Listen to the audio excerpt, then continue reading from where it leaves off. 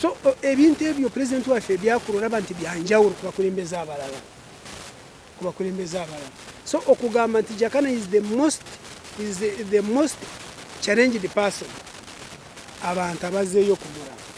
N'abadde mu ddwaliro nga ndi mu luwummula saasobodde naye wankiikiridde gwe. Olaba General Tinyefuuza yasala amagezi n'agenda mu kkooti nga yagala kulekulira amagye.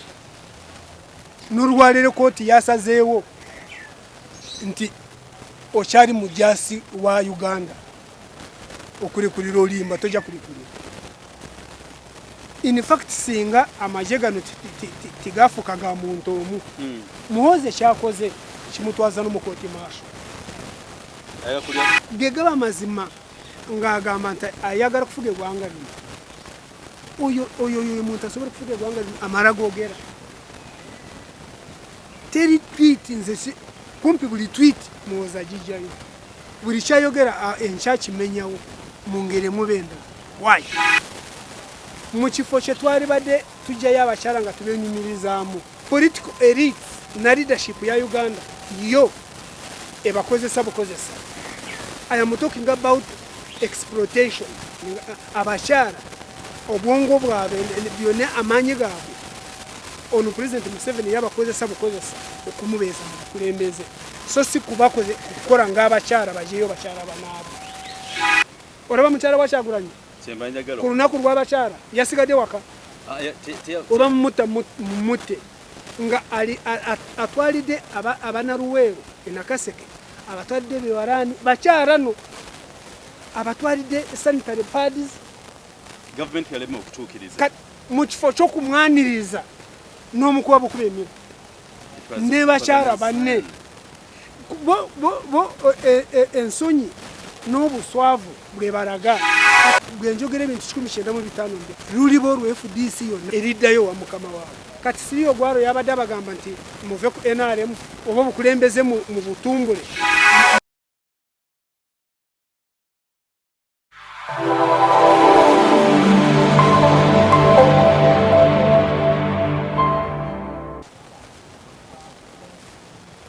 Okay, mwasuze mutyate mwasebye mutya muli mutya mwenaba mukutudde flash station Uganda. All our fans munsi yonna tubaniriza ku show yaffe eno ey'omukulu Byarugaba. Mwebale nnyo mwebalire ddala okubeera nti no ekiseera mukulu Byarugaba kya buli lwabaawo you always invite your friends ne mwachinga. We appreciate everyone all over the world. Thank you so much for following us and for loving us. And again I appreciate, thank you so much for loving all our guests. Especially mukulu Byarugaba gwe mwakwata ku mukono ne mumuza mu mbeera gyalimu ennaku zino. Mbebaliza ddala mwebale nnyo oleetera. Era mulaba ne size omukka tumebaze mukulu Byarugaba size etandise okukomawo. Etandise okuddawo. So mwebale nnyo mwebale ddala n'okwekyo tumira bikwanja byetwambala nabo okuli Haji Kabogoza alumbeddwa asangibwa Bwikwe. Ateze ensonga z'amaka mu nebyenfuna M&J Medicare nayo tubatumiddeko nnyo abeddwaliro lusangibwe Kawempe tutambulako kunabo awamu ne Elite International abo basangibwe Ttaki batwala abaana abagenda okuvuga emmotoka mu Ttaki bazimba ekisaawe ky'ennyonyi ekisaawe ky'omupiira mu Kata. So very soon tujja kusinga babosses baabwe bajje twogeremukoko nabo wano tulabe embeera nga bweri. Kwe tuli ku mukutu the flash channel Uganda olunaku olwaleero ensonga nnyingi ezibadde mu nsi mukulu Byarugaba ati tubadde naye abadde alimu obumukosakosamuko obutonotono naye nga twebaza mukama kino waali temujjanga okusigala nga mumuwagira okumubeezaako ensi yaffe Uganda. Mukulu Byarugaba ensonga nnyingi ezibadde mu Uganda olunaku zino omukutwalabidde ono mutabani wa Haji Nadduli n'afuna accident naye abasize omukyalira bonna ba NUP okuli ne President Bobiwine ne mukulu Dr. Byarugaba okugobebwa ne twebuuza Byarugaba Executive Director w'Emulago naye nga mugamba waayo tukute ku nkoona ali wansiiwe. And remember this guy is appointed by the president. What the minister alivuddeyo n'agamba why basing on ABCD you're no longer in the system.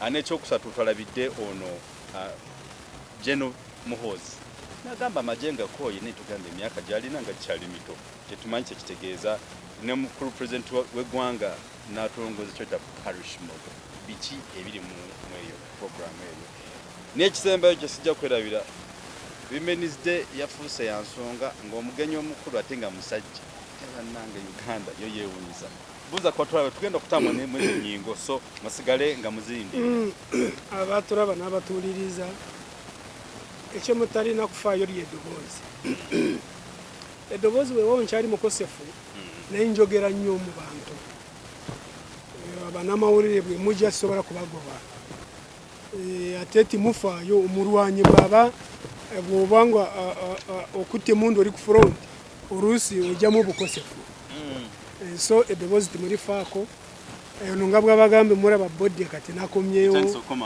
ekyobola nsooka kwebaza mikwano gyange bomu diaspora n'okusinzira ddala benkyatambula nammwe mwebale nnyo mwebalire ddala ewiiki gye mbadde mbuzeeko buli bwe ngenda mu ddwaliro abadokita bampabula nti at least ng'ewiiki omulemuko ne munange oluusi tekisoboka mbeera wakaninda abanamawulire nga baze what do I do oluusi nga ngamba nti kanjogere naye nga bwe nabagamba tuli mu feezi esembayo mu bulwadde bwange badokita bakola ekisoboka efiga yanyinge kati yeeyogerera essaawa yonna nja kulangirira nti mponedde ddala yes now definitely nze bwe mbeera mpumuddemu mba mpumuzo obulamu bwange naye obwongo sobola kubuwummuza ekyokubiri nafuuka nga munamawulire buli kimu kyonna kiba kintuukako era mba nkola na research so buli kimu kyonna mba nkiraba then ekisooka nsooka kwebaza secretary general ne nubianiri ne president wange Kyagulanyi sentamulo nawe wagenda mwe abagenze okulaba ku mukwano gwaffe Jakana mutabani w'olutabaalo Nadduli oluvannyuma lw'okufuna accident yali ya mutawaana katone mumalewo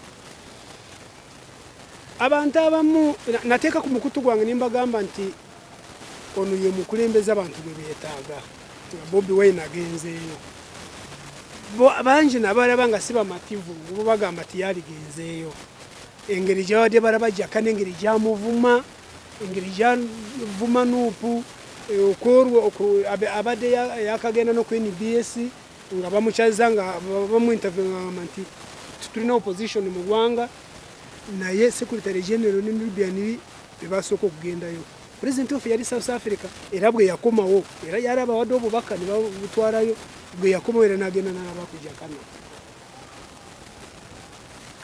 kiki ekyo kitegeeza abantu si papa mukyamujjukiramwe si papa yagenda no ku kitebe kyaffe ekamosha ng'alina n'emundu waliwo n'ogwe yakuba essasi n'amulumya naye bwe yataakola bulungi abaali bamutumye somehow somewhere state yamukwata nemuteeka kireka ng'emukuti omuntu yafaayo kugamba nti si papa asaanira afuna obwenkanya Kyagulanyi sentamu ng'olaba tali ku bino bye babakozesa ebyekigwagwa ali ku humanity omuntu yenna alina okufuna obwenkanya so muleke kwewuunya nti bwakyatagenze kulaba Jakana olaba yalwanira si papa ng'ali mukomera eyakuba n'amasasi ku kitebe so Jakana abadde avuma nnyo n'amuyita nga talina kyali Kyagulanyi yagenzeyo kumulaba it's very challenging eri Jakana n'abamuwagira mulaba omukulembeze lwaki tumubeerako in fact omuntu ali ku kizibu ekitagambika ku lwange wewe nkusaasira Jakana munange njagala osooke njagala obeere mulamu omuntu ali challenge abadde challenge ye Jakana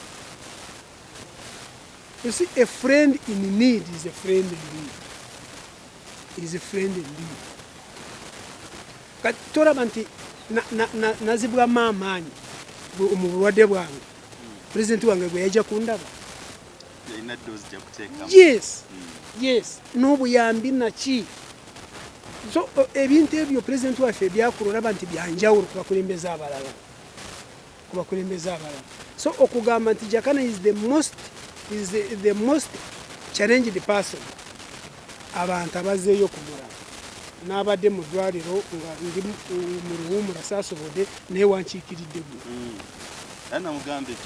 kansuubire nti n'aba NRM babaddeyo bangi tuyinza kubanga kamera tiyabazize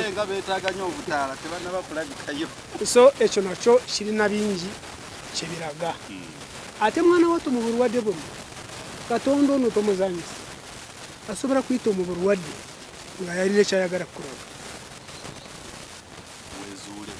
nga ayagala olabe weezuule ebintu bya katonda bibuzaabuza n'olumwa banange n'adde nfudde naye nga katonda alina ekyayagala kukulaga ekyo njagala nkikomyawo naawe awembeeredde nga mpumuddemu n'alabye katembe eri mulago ku ddwaliro njogera ku Dr. Byarugaba Bateerana executive director w'emulago kubanga muntu mukulu mu ggwanga ye referral hospital gye tulina mu ggwanga yokka lyemu abantu bangi bo balowooza nti gavumenti erwanyisa nguzi okugoba Dr. Byarugaba Bateerana. Dr. Byarugaba Bateerana ono nga batamumanyi y'omu ku ba specialist be tulina mu ggwanga abagata amagumba era omulimu ogwo gwe yasooka ng'okukola yajanjanga babajaasi UPD era okumujjaawo okumuteeka mulago yalina kumpi yalinga gift. Yes, he is a professional naye baamulaba nti kakensa nga ye yajanjabanga abajansi abo. Naawe ekyokubiri ekyo nja kukinyonyerako mu maaso katono mulabe kyentegeeza. Dr. Byarugaba Bateerana ava Kanungu Mbabazi gy'ava. Ekyo nja kukizimba mulabe olutalo. There is infighting inside the palace. N'abantu abamu tebakimanyi. Bano abantu tibalwanyisa corruption mu Mulago.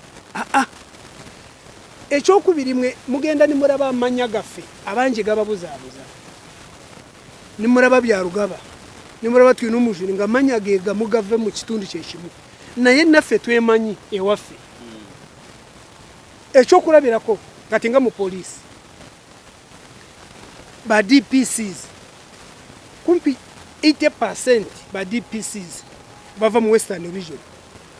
Weewawo bava mu Western region nene twemanyi nze bwe mbalaba mmanya nti bava mu kyalo kimu. Nkozesa ekigambo kyalo si region. Mbalaba nima nti bano bava ku kyalo kimu. Mwe kibalema. Era mu kampiini nababuuzanga nti lwaki Kyagulanyi buli gyalagala kaibe mu north buli DPC amugamba nti toyita wano ye tulina omujuni ye ayebale bonna nga bebamu obalaba bebamu nze nabalabanga nga bava ku kyalo kimu. Eyo nsobe yagikola ye General Kihura ekyo yaliko ffe tukimanyi nga bakyalo kimu bwataddeawo. Now Mulago sisobola kugamba nti tiwaliyo corruption. Kubanga buli institution efumbukiddemu corruption. Wabula bw'olaba omuntu mu gavumenti eno ng'agamba nti alwanyisa corruption tomugenderako. Kiringa abavuga emotoka oyinza kugendera ku muntu ng'avuga emotoka gwe n'ogwa mu kinnya kumbe emotoka ye nene egwakako katono ayiseewo noga nange kampiteko n'ogwa mu kinnya. Owa NRM g'agamba nti ndwanyisa corruption mugendeko mpola. Aliwe kyaba alina emabega neyeekwasa bwekwasa kiri kyekiri Mulago. Dr. Bateerana tibamugobye lwa corruption. Waliwo akakundi ewaffe akeetwalamu nti buli kifo ekisava kyabwe nekimutamanyi mulaba amanya yasikirwani Dr. Byanyima gwe nyonyereza gyava na subtribe ye ojja kutegeera ekyentegeeza. Ekyokubiri executive director ali appointed by the president. Permanent secretary yalina okumugoba. Where is the minister? Kubanga ye superintendent ye political supervisor wa ministry ya health. Where is she? Wamulide yali n'ekigambo n'ekimu. Bano bantu ekibalwanya tukimanyi. Weewaawo ntaddemu kali nti buli kafu bakaagala akaliko sente bo balowooza nti sente zaabwe naye waliwe ekigenda mu maaso ekyengenda okubagamba kati nakugambyeko nti Dr. Baterana ava kano mbabaza gyava. In fact so ekyembadde mbaleetera ekyandeetedde kwogera Dr. Byaruga Baterana egyava njagala tutambule omu mulabe ekyembaleetera. In fact tugenda kukireretinga turabe na Rwashi Muhoozi yagambye nti alekulidde mu magye. Ekirala muraba Dr. Diana nabagamba nti ono omukyala nga tanava mu minisitule ya heresi mujerabire kati naye olutalo lwengendako kati mwalulima kati ono Diana muwala wa president taata we bamutira mu lutalo president Museveni yamukuza. In fact kigambirwa nti taata we eyamutta yamubuzaawo ye Rwakasisi yali minisita wa security mu biseera by'ovote. Reliable sources from State House eyangambe yaliwo Rwakasisi oluvannyuma lw'okumupadoninga President Museveni okumupadoninga yaja yayagala kulamusa Dr. Diana namuma n'omukono nga akimanyi nti taata wange gwe wamutta.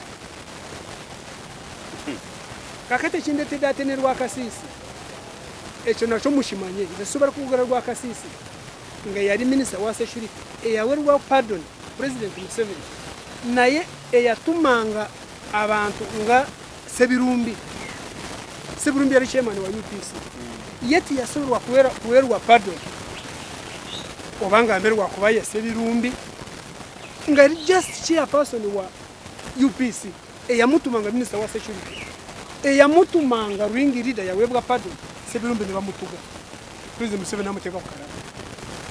Am I communicating? Ekyo kireesaawo. Now, Dr. Diana naye ali inside the palace. The palace I'm talking about.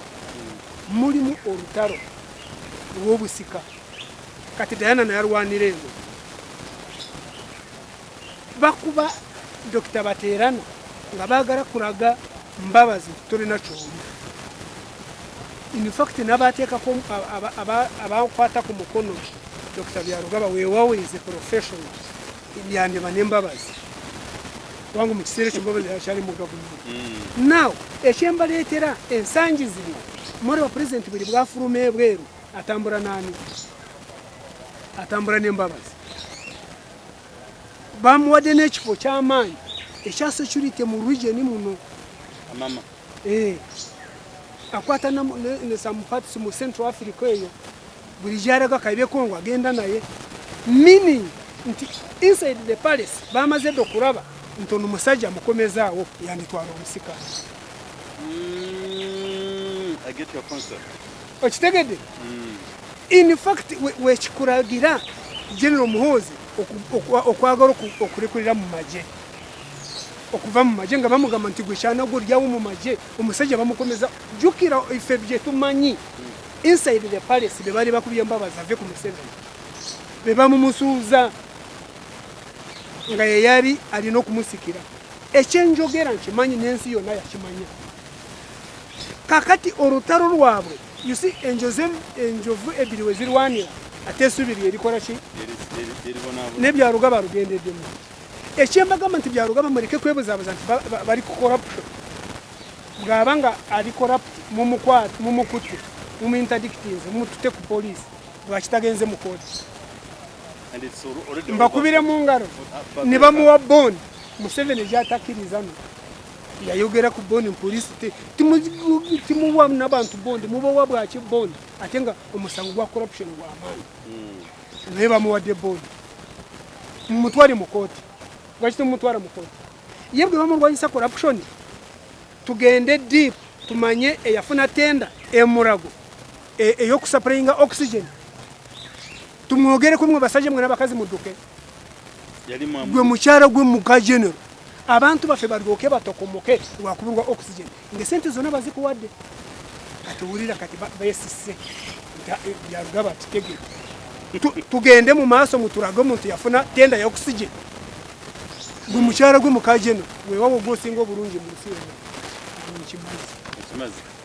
Now ekyengezaako kubagamba nti Muhoozi okulekulira kiconfirming ebyonjogera there is infighting inside the palace.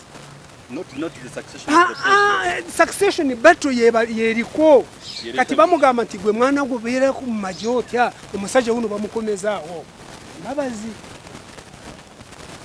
kyovora mu byafaayo byensi ono ye general asoose kulekulira mu social media mu byafaayo byensi n'agamba nti ndekulira amaje n'amaje nga tigamanyi agayita agage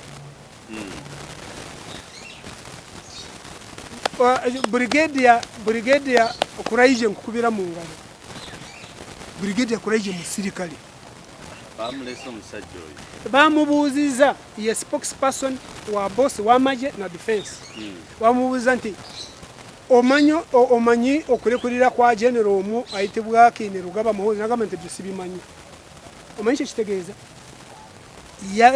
yagambye kulekulira amaje nga tegamanyi kubanga teri muntu alina okulekulira mu maje nga spokesperson w'amaje tamanyi amaje nga tegamanyi defense nga temanyi tulina okwoka veti awo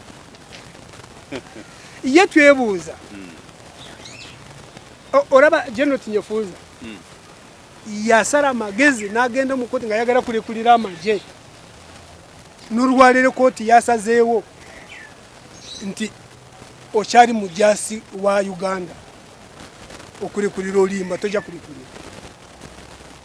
In fact singa amaje gano tigafuka ga muntu omu Muhoozi kyakoze kimutwaza no mu kooti maasho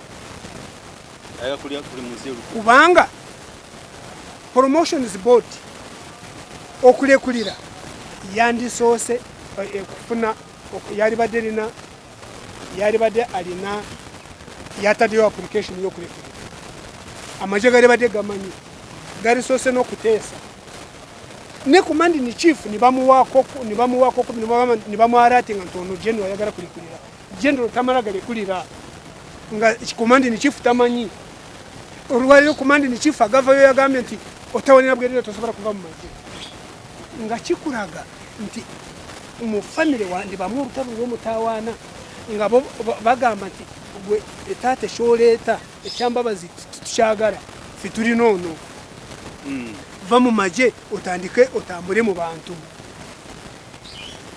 Ekyokubiri niba nange ono mwana nze simanyi nabagamba nti ono mwana asaanidde abeere na political handlers neteriya oba bampuliriza ne batakifaako bona bamutya owenjogerera mikwano gye gyagezezaako nalabye Andrew Mwenda ng'agezaako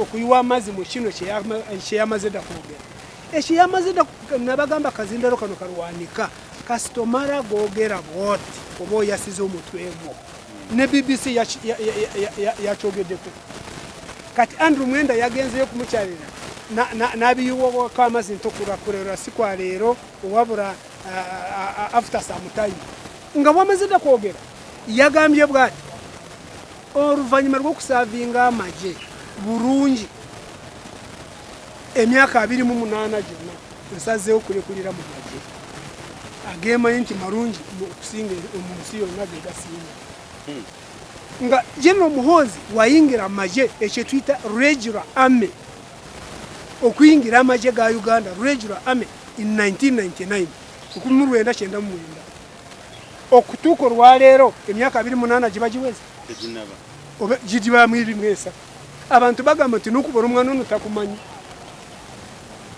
kyembagamba nti ono omwana buli twiki gyateekayo yonna emuswaza.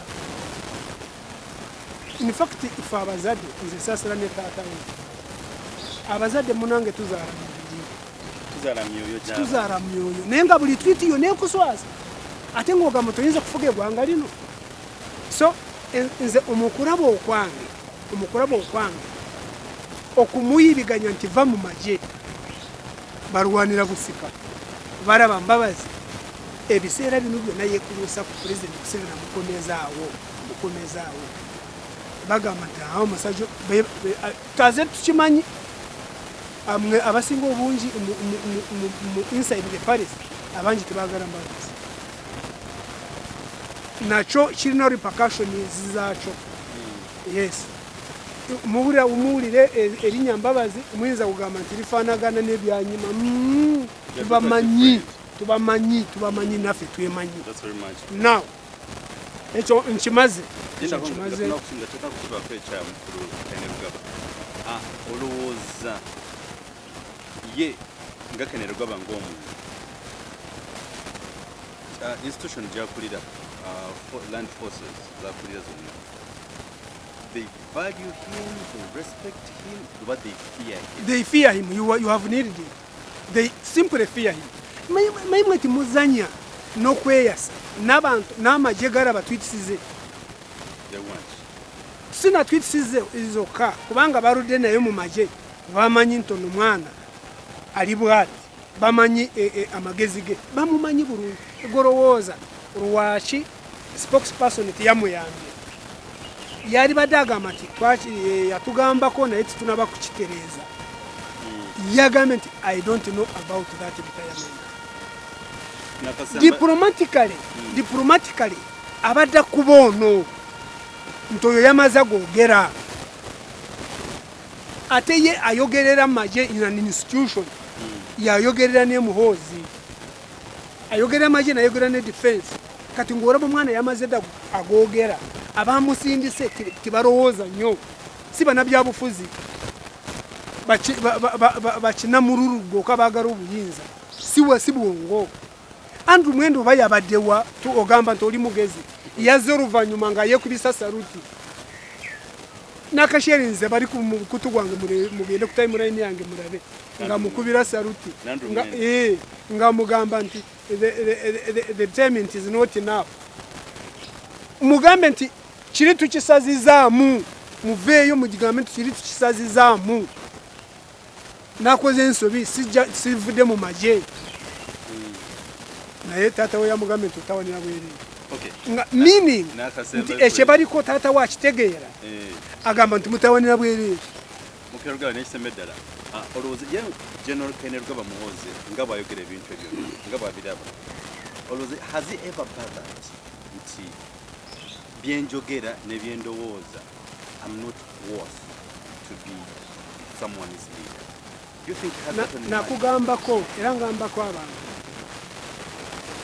omuntu yena omujega tamanyi nti mujega abantu bonna batali bagezi abasinga obungi tebamanyi nti si bagezi. In fact awotegerera omuntu yena omugezi amanyi nti ekintu si kimanyi amanyi nti waliwo abamusingako naye omuntu yena omujega amanyi nti amanyi buli kimu n'obwakola ensobi tagigorora asigara bwatu tugamba nti one word to a wise man is enough. Only one word naye twogedde bimeka Muhoozi akoze ensobi meka bwashi tachenji nga buli kaseera atomera buli twita atomera. Ekintu kyogedde bulungi wagambidde nti his attempt to retire mu magye nga kikulaga in fact Muhoozi buli kesi yeeyanika byegaba mazima ng'agamba nti ayagala kufuga eggwanga lino oyo muntu asobola kufuga eggwanga lino amala googera teri tweet nze kumpi buli tweet Muhoozi agijjayo buli kyayogera enkya kimenyawo mu ngeri emubenda. Why? He sets his record and he breaks the record. Yes. Kati gwe oli muntu ki nze siri mu byakuvuma kubanga manye omwana ekikitegeeza ndi muzadde naye oli ku ranka ya general olina kweddako oli general wa Uganda bw'obanga toli general wa taatawo.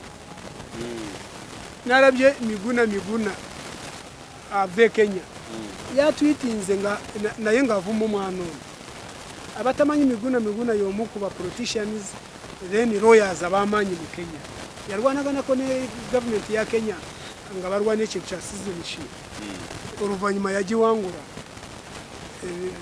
n'akomawo mu Kenya. So ng'olaba n'ensi endala zamaze dda kutegeera nti you are not worse a leader here. so abamuli kumpi mwe ngamba ba Andrew Mwenda mwita abagezi muyambo mwana ono mumutabusi buri cyonna kimumugambo okukora mumutabusi and simanyi lwashine tata we amuleka ne yetabusi nine tunebuza yo land forces bo bakola bulungi the leader itself adukanye ekibina kya force chose kimanyiko oyinza kusanga ku mundu waliwo ekyamanyi but leadership is leadership everywhere nawadeko n'omukyala omukulembeze yenna abantu bakuraba ne bawento omukulembeze kati bwachi why am I clapping for general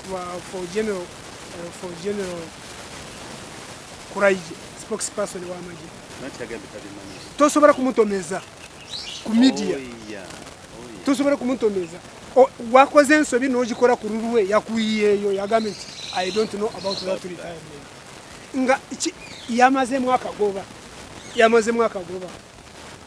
ayinza kwanga tiyakigenderede naye analytically yamaze mwaka goba general kyali kulira amajenga tigamanyi namboza au yatugambide nagamba nti power without control is powerless. Yes is powerless. It's powerless. Is so, right in fact narabye na state je yabademu nga Andrew Mwenda mukubira saro nayo nga yera alikubiza nga awulira down it one ibintu bimutabuke ekyo njagala kukikomya kale awo general Kenerugaba tugenda mulekerawo katugendeko ku point ya endala eyo kusatu nedda nga tunagenda maaso awo soke tugayigayemuko tukyali mu weeki ya women's mwezi women international women's day katukyali mu the whole of this month we need to celebrate with our wives, our sisters, our mothers and things of that kind. So we were able to pull abana yenga tigabadde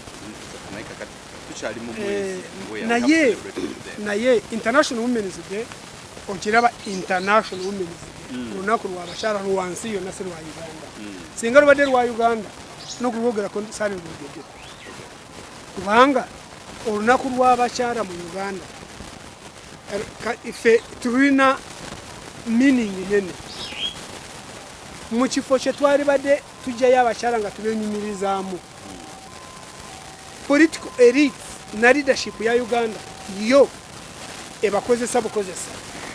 I am talking about exploitation, human exploitation. Abashara obwongo bwabe byone amanyi gaabwe ono president Museveni yabakozesa bukozesa okumubeza mu kulembeze so si kubakoze kukora ng'abakyala bajeyo bakyala banabo abakozesa political exploitation. Actually I've forgotten the word. Political exploitation akozesa bukozesa abakyala chovura bayabako buli district wavamu omukyala 99% abakyala abo mu district ba NRM yakikola nga akigenderedde bajje bamuyambeko mu parliament kukuba choka.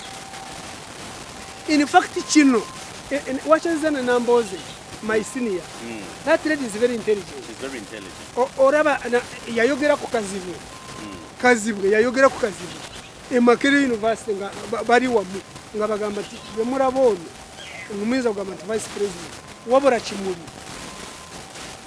kimuli just kat arupo si vice passe just nti kimuli okuraba nti nabakyara mbajeyo. In fact is simply mocking the women. Talina buyinza bwalina gwe kuba okuziika amutuma n'aziika ku mikoro just nenga nga vice president nga mu capacity nga vice president agambe nti kino njagala kikola oba onusabavubi prime minister ng'ogamba nti alina ekyasobola kusalawo nga prime minister tikiriyo yo abakozesa bukozesa ng'ayagala abakyala balabe nti bali kumpi naye ng'abaagala not at all. Abakyala baffe basinze okubonaabona mu ggwanga mu both politically and socially. Okay. Ekyokulabirako ng'obanga wajjayo abakyala oyagala babeere bulungi omanyi ekigambo ky'okugoba ettaka mu Uganda muno gwekikute akati omanyi nti omuntu asinga okubonabona mu kugobebwa kw'ettaka mukyala kubanga be batulimira be bafumba be batuli ettaka ly'abakyala kwe babeera bw'oba ng'oyagala abakyala bwaki abakyala bagobwa ku ttaka ng'otunula bwaki togamba nti timugoba abantu bange ku ttaka naye n'okyogera nga weeyisaawo nga bwakyogera nga bye bagoba okitegedde omuntu yenna ayagala ekintu tasobola kwekweka tikiriiyo nubwo aba omukyala ng'omwagala ensi ekumanya tosobola kwekweka kati mutabani wa genero tumukunde tawasiza yawasiza muwala wange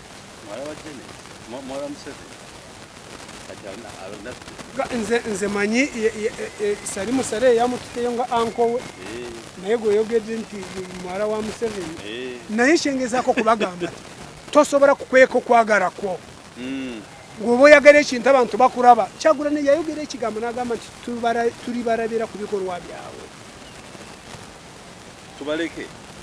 tulibarabira ku bikolwa byammwe ng'oba oyagala abakyala ekibagobya ku ttaka buli lunaku ng'olyawo kiki iyo okimanyi abantu bona abasibibwa bano abasajja abasibibwa oba osibye mukyala kati olowooza bwonsiba mukyala wange oba omulesi abaana bange bono boba batadde mukomera kubanga nze mbaliisa nze mbalabirira nze taata yes abantu baffe ba NUP abagweredde mu makomera abo basajja abagweredde mu makomera manyi nti balina abakyala baabwe tobalaba nga bakaaba olaba maama wa Segirinya tomulaba ti wasiba Segirinya wasiba maama wa Segirinya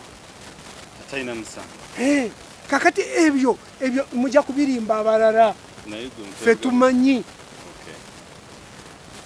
so olunaku lw'abakyala mbayozaayoza kubanga lunaku lwammwe yes n'abakyala waliwo abalwanyi abakyala abo balwanyi ba mutawaana kubanga abangi be bayimirizawo families olusifu abasajja tubeereyo noyingira wakasawa mwenda tomanyi mwana oba yeebase tomanyi mwana oba anaabye okugenda ku ssomero tomanyi abakyala naye nosanga olusi nga atetenkanye nobwo ng'omulekedde obusente butono nosanga akutetenkanyiza kamuwogo afazaali n'onywerako ebikyayi mu kalu ng'akutetenkanyiza so abakyala mbeebaza kyoba olabaka ebyo mu diaspora muno tozanyanga omukyala oyo bw'asalawo omukyala bw'asalawo nayingira olutalo omutabusi olaba mukyala wa Kyagulanyi ku lunaku lw'abakyala yasigadde waka oba mumutte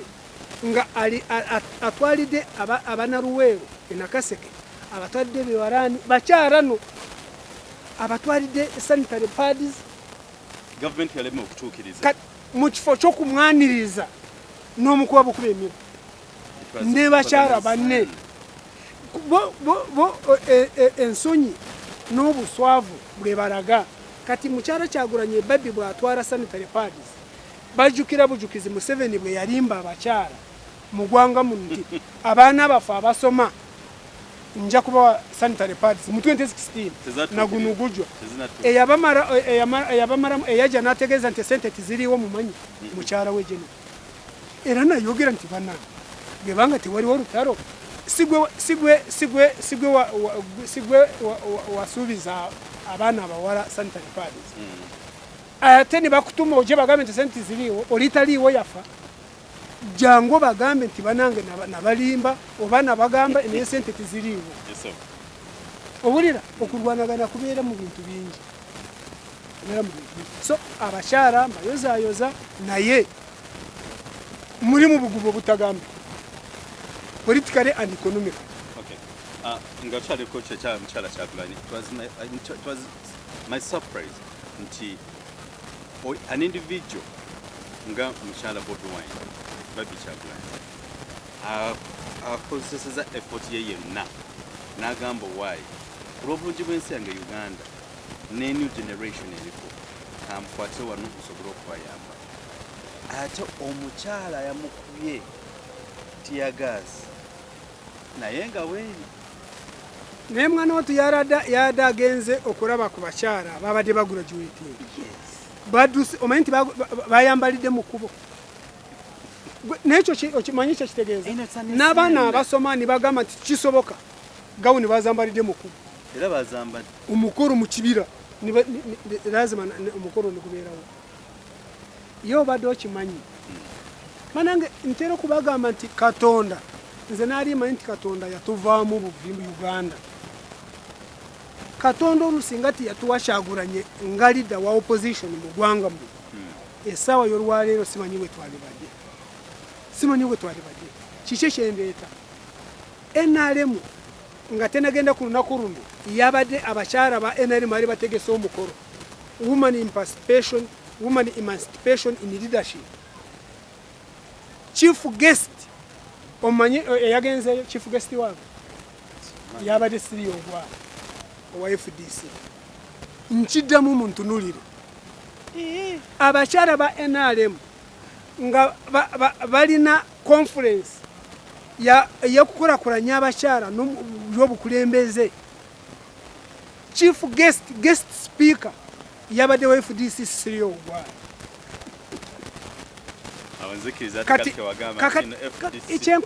kibagambako nti luluba olwo ebintu byange byembagamba nabagamba nti gwenjogera ebintu 19 mbirako luliba olwo FDC yonna erigwera eriddayo wa mukama waabwe kati siri ogwaro yabadde abagamba nti muve ku NRM oba obukulembeze mu butumbule munyweze FDC oba mu butumbule munyweze NRM ate munange siri ogwara saagala nnyo okumugendamu aba FDC bakati bajja kunvuma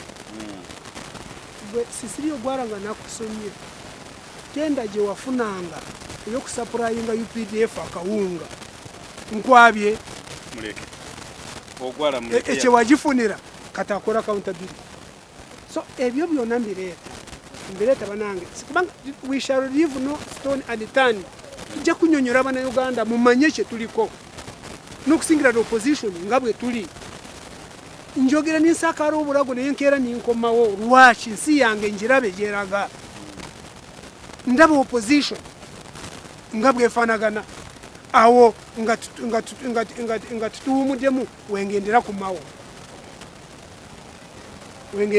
mulabe President Museveni ono yayogera ekigambo President Museveni ebiseera ebimu wali bwayogera nga talimba oba myaka naye mara gogera ekigambo kumbe nga kyali badde kyama naye nakikubako nga olaba nga kimuvudde mu kamwa nakyogera yayogera nti mu 2021 titugenda kubeera na opposition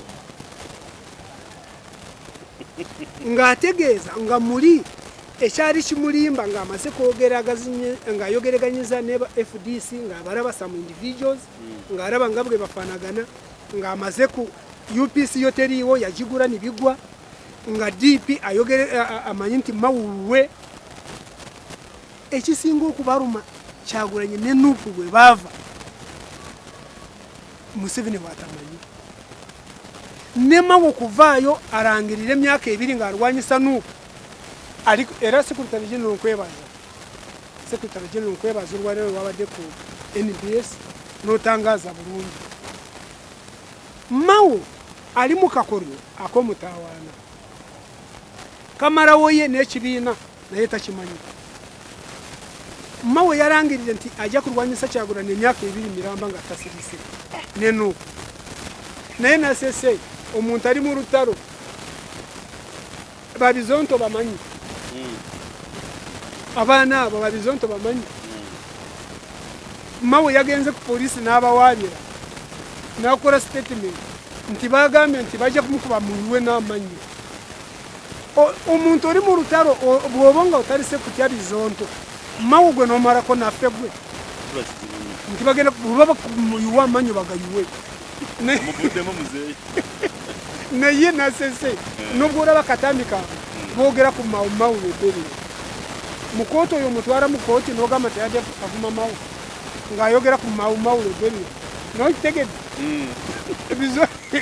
babadde bategeeza mawulo ebberere kati bwegenda mu kooti kyobola mawulo oya tasobola nogenda mu kooti yabaropye ku poliisi nti banyetereze alimba bulimbi naye ekyengezako okugamba Mawo in fact nayogedde na some top leadership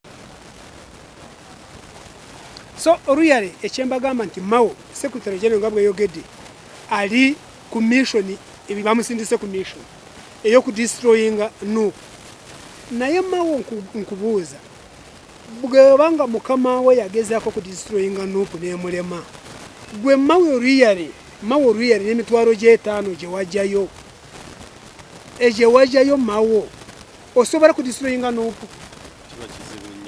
gwe Mawo n'obwa Mawo bwo so Mawo agezaako oku buli kaseera nabagamba buli bw'omukwatako aleete kya akadi ya tribal kati ife ate abaveeri kyekituleeta okulaga kati Mawo abadde tasobola kumanya nti ne treasurer wa NUP Munyankole Benjamin Katana wewo muba tugamba Honorable Tamosi nga bwatugamba kati nze Katongole ne Benjamin Katana ye Kavuma ne Secretary General ndowooza ye Kaweesa kwangu bagamba nti abaganda bebawagira Kyagulanyi mwaraba ekyali teso sachi bagambako wano Mawo singa wagenda nyabura singa wagenda teso okubagira emorimori wali kirabye ekyo twogerako yeba nange mukimanyi nti revolution kumpe ya people power yatandikira era nesimbira makanda mu Arua Bobiwine yali Arua awo ensiwe yatandikira okulaba omwana omutono omwana si wa bulijjo mu Arua ndowooza kitundu kiri mu Buganda Nakaseke kiri kyampisi Arua Bobiwine kyakora Arua mulyoke mwagale kumutirayo Mawo wali ludawa nga yakubira Kasiyano campaign in fact let me tell you okimanyi nti nekyakubya Kasiyano wadiri mu campaign ku luno n'atajja kintu kya Bobiwine nga bamuranga nti omusajja yakufiiririra naye n'omuvaako nga bonna Kasiyano wadiri ne Kyagulanyi bali mukomera Kasiyano wadiri yawangula akalulu nga bajjukira Kyagulanyi engeri gye yali abategeseemu bonna ne bawa Kasiyano akalulu n'awangula ndowooza bwaki omuntu ayitibwa Mawo taraba kati Mawo kamulekeeko ekyo kubanga nemotoka n'atamanya nti emotoka ya Kyagulanyi yawa omusoro gwonna n'agamba nti Museveni yagimugabira bugabizi project ye nawe ku parish model ng'amaliriza parish model mureke kugiyita parish development model Museveni Kyagulanyi ono abagambe kyatagenda kumukozesa tikiriyo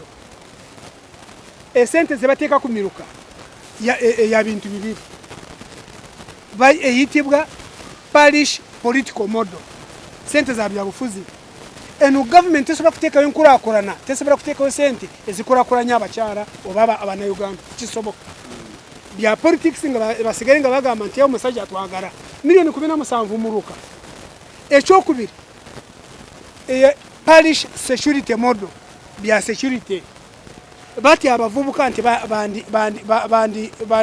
bandi byekalakasa nibajja ko government kifaanaganako n'omuntu abye bilioni 10 nimumudukako n'abasuulira milioni nga 10 nimusigala nga muzironda yenadduka NRM eri mubbi bwato faanagana bwato kubasuulirayo obusuulizi ekisembayo ku parish model tulina regions 4 bweto Museveni bwagenda okuzigabira esente za parish model ekyayita parish development model regions 4 esinga okubeera n'abantu bangi ye Buganda yesinga okubeera okugenda okufuna obusente obutono atenga esinga abantu tulina western region tulina central region tulina eastern region northern region Buganda yesembayo wansi okufuna obusente obutono ngoba oyagala kulaakulanya abantu olaba obungi bw'abantu n'obawa esente n'omanya nti bano bangi kana akasente bajja kukagabana bweba narabye minisita wa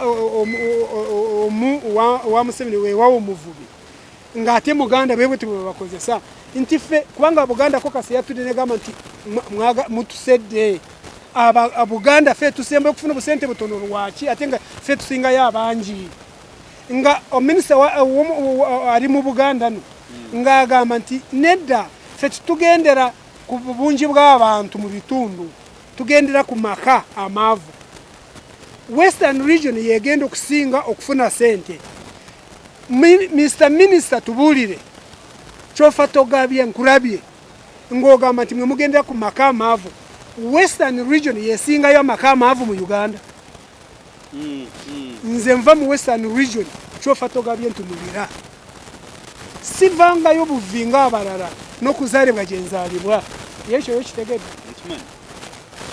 sivaayo buvi wabula nzaalibwayo naseka kakwenza ng'agamba nga addiramu Muhoozi gwe baali bamukuba nga bamugamba nti gwe oli muwanvu nnyo oyinza kuba olina munarwanda nga kakwenza mugamba nti Muhoozi nvaako nze ndi muhororo nsobola kukuwa jjajja wange gwe kyotasobola naye ekyo nkirekedde awo kyovula mbagamba nti nze siva buvi mu western region wabula nzaalibwayo kitegeeza nti waliwo abavaayo buvi nga tebazaalibwayo naye ekyo si kyekikulu mbuuza kyofa togabye bwe bogamba nti mugendera ku maka amaavu kati western region yegenda okusinga okufuna esente nyingi western region yesingayo abagaga yesingayo abaavu mu ggwanga muno yesingayo amaka amaavu western region egyenva yesinga mu busoga yesinga mu eastern mu bukaramoje okimanyi nti yesinga mu northern region mawe gyava kakati ebyo byonna mubireeta nga mutuguyaguya mulimba omanyi kyaleetesa Museveni emyoga mu kalulu ng'atidde Kyagulanyi ng'alaba abavubuka bonna bali ku Kyagulanyi n'abalimbalimba nti mbaleetedde sente z'emyoga zonna beeriira bweriizi bwe bazirya bali mu gavumenti wabula bwe bamala kuzirya omanyi kye bakola Museveni ayogera ekigambo kimu nti ekitata muyima omanyi bwekimala ng'ekitata muyima tikimumala kwenti ng'ategeeza nti ezo muziridde n'endala weeziri nga sente z'omunayuganda zozanyinzako bwotyo so Buganda ko kasi yatudde batuufu mu bitundu bye tulina mu ggwanga okimanyi nti kaguba omusolo gwa Uganda guno gwe tufuna ebitundu 8 ku buli 100 biva mu Buganda omusolo gwaffe gwonna mu Uganda nga be basinga okufuna obusente obutono ekimugezezaako okubategeeza emiruka gino Museveni yagisala ng'akigenderedde mu Buganda yesinga okubeera n'emiruka emitono ng'erina abantu bangi ekyo tukiyita political gerrymandering ye yabusalaasala ng'akigenderedde in fact kino kintu kigenda kulanda Museveni kigenda kukuleka waggulu ekitundu kya Buganda bwakyo kifitina kumpi mu buli kimu mwe mulimu pandagaali mwe mulimu okubonaabona mwe mulimu omusolo ogw'obabinika be basinga okuguwa be basinza okubonaabona ate nga be babadde basinza okukubeezaawo kati